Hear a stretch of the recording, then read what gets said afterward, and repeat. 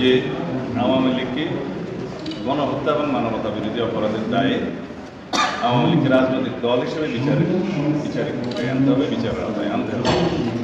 তখন মানে প্রধান উপদেষ্টা যদি বিষয়টা আমলে নিতেন তাহলে তো আজকে গতকালকে বা তার আগের দিন এই বিব্রতকর পরিস্থিতিতে সরকারকে করতে হতো।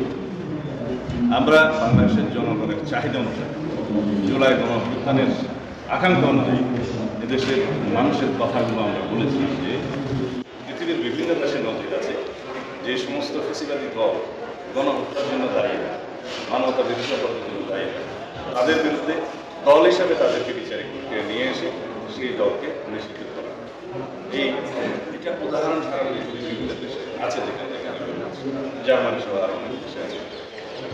আমরা এই কথাগুলো বলেছিলাম এর আগে এবং পরে বহু জায়গায় বিভিন্ন সমাবেশে বিভিন্ন সেমিনারে বক্তব্যের মধ্যে আমরা একই কথাগুলো পুনরায় রিপিট করেছি। আমি ব্যক্তিগত অনেকবার বলে সুতরাং দেরিতে হলেও সরকার আইনি প্রক্রিয়ার মধ্য দিয়ে, সাংবিধানিক প্রক্রিয়ার মধ্য দিয়ে, একটা বিচারিক প্রক্রিয়ার মধ্য দিয়ে যে আওয়ামী লীগের বিচার নিশ্চিত করবে এই ঘোষণা দেওয়ার জন্য আমরা স্বাগত জানাই এই সরকারের পদক্ষেপ।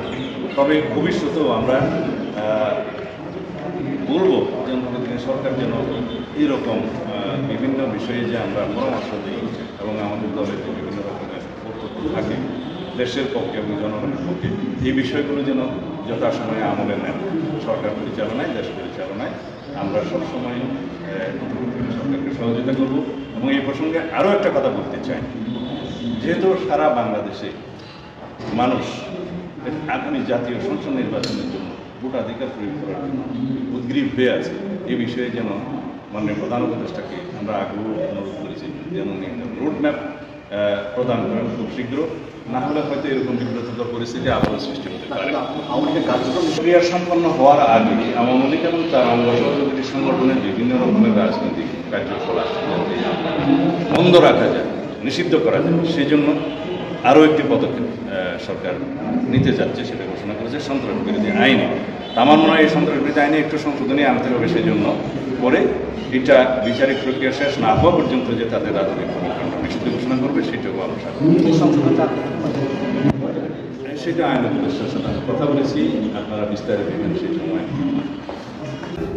বুঝতে হবে রাজনৈতিক দল হিসাবে আওয়ামী লীগকে স্বীকৃতি কি এখন পৃথিবী দেয়, দেশের মানুষ দেয়? আওয়ামী লীগ একটি ফেসিবাদী শক্তি, আওয়ামী লীগ একটি মাফিয়া শক্তিতে পরিণত হয়েছিল। আওয়ামী লীগ দীর্ঘদিন ফেসিবাদ এবং মাফিয়া তন্ত্রের চর্চা করেছে বাংলাদেশের মানুষের উপরে, এবং তারা যে অত্যাচার, নিপীড়ন, নির্যাতন, গণহত্যার মধ্য দিয়ে তাদের পরিসমাপ্তি ঘটিয়েছে, নিজেদের রাজনীতি ঘটিয়েছে। এরপরে তো রাজনৈতিক is no more political party, এটা একটা মাফিয়া পার্টি, একটা মাফিয়া শক্তি, এটা একটা ফেসিবাদী দল। সুতরাং রাজনৈতিক দলের কোনো কল্পনা দিতে চাই না। আওয়ামী লীগের ডিএনএতেই গণতন্ত্র নয়, রাজনৈতিক চর্চা।